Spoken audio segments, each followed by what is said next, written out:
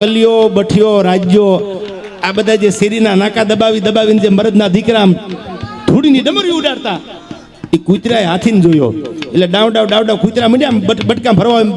મંડ્યા એટલે હાથીએ કીધું કૂતરાને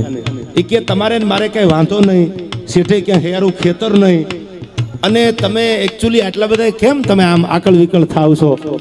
એટલે ઓલા ડાઘ્યા કૂતરા જે હાથીને ભાળીને જે ડાવકારા કરતા ને એ બીજા કૂતરા અંદરો અંદર વાતું કરવા માંડ્યા કે વાત સાચી છે, આપણે આને કે શેઠે હયારું ખેતર નથી, કોઈ વાંધો નથી આની યાર જૂનો, તો હાથી નીકળે ને આપણે આ બધા જે બગડાટો બોલાવવા માંડ્યા એનું કારણ ઈ છે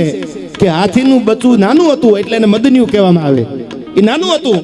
તેથી કૂતરા અરે બધા રમતું હતું, ફરતું હતું, ધીરે